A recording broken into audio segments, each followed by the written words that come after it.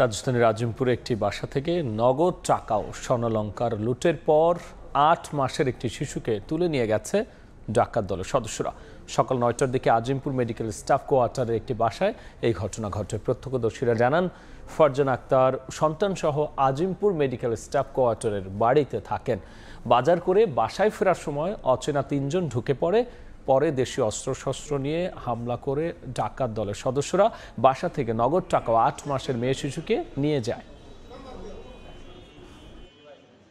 আমার মনে হয়েছে যে হয়তো খাটের থেকে পড়ে গেছে, পড়ে গিয়ে তখন কান্না করছে।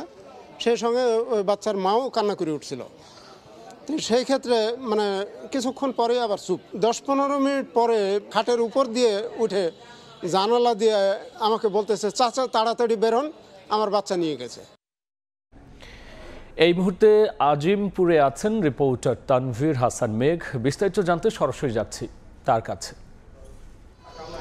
রাজধানীর আজিমপুর মেডিকেল স্টাফ কোয়ার্টারের ঠিক লালবাগ টাওয়ার এবং বিক্রমপুর টাওয়ারের যে গলিটি রয়েছে, অর্থাৎ আমার পিছনের এখন দুতলা বিশিষ্ট যে ভবনটি আপনারা দেখতে পাচ্ছেন, এই ভবনটির নিচতলায় থাকতেন ফারজানা আক্তার এবং তার কন্যা সন্তান সহ আত্মীয় স্বজন কিন্তু এই বাসাটিতে থাকতেন। গতকাল রাতে মূলত সাবলেটের কথা বলে একজনকে ফারজানা আক্তার তিনি মূলত এই বাসায় উঠিয়েছিলেন এবং তারপরই কিন্তু আজ সকাল ৯টার দিকে বাজারের কথা বলে ৩ জন দুর্বৃত্ত কিন্তু অর্থাৎ ডাকাত দলের সদস্যরা বাসায় প্রবেশ করেন এবং সেই সঙ্গে বাসায় প্রবেশ করার সাথে সাথেই কিন্তু ফারজানা আক্তার এবং তার কন্যা সন্তান সহ তাদেরকে কিন্তু ফারজানা আক্তারকে কিন্তু গামছা দিয়ে তাকে বেঁধে ফেলে এবং তারপরে কিন্তু পুরো বাসা অনেকটাই এলোমেলো অবস্থায় কিন্তু দেখতে পায় এবং সেই সঙ্গে বাসার ভিতরে যত সমস্ত মালামাল এবং নগদ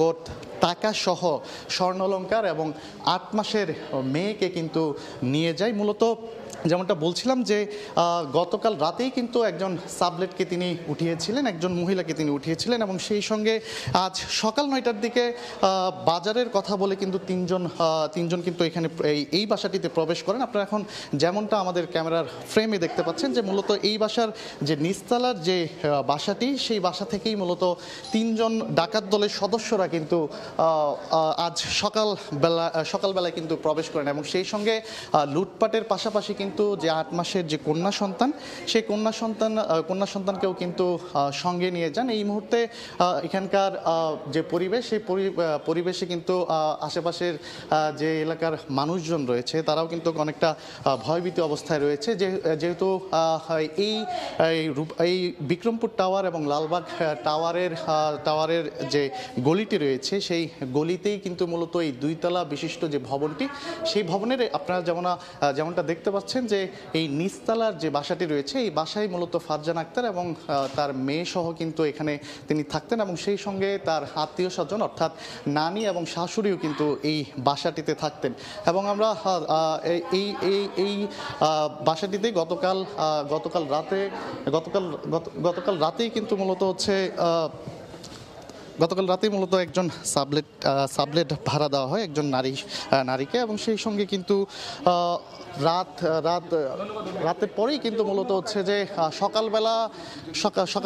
সকালবেলা মূলত হচ্ছে যে এই সাবলেট যাকে ভাড়া দেওয়া হয়েছিল, অর্থাৎ সেই নারী কিন্তু মূলত বাজার করার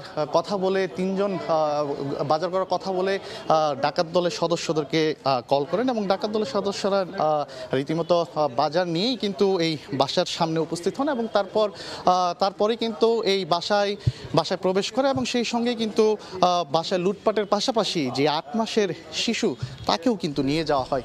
তো এই ছিল আমার কাছে এখান থেকে সবশেষ। ডাকাতি ঘটনার সবশেষ নিয়ে আমরা সরাসরি ছিলাম আজিমপুরে। যুক্ত হয়েছিলেন সহকর্মী তানভীর হাসান মেঘ।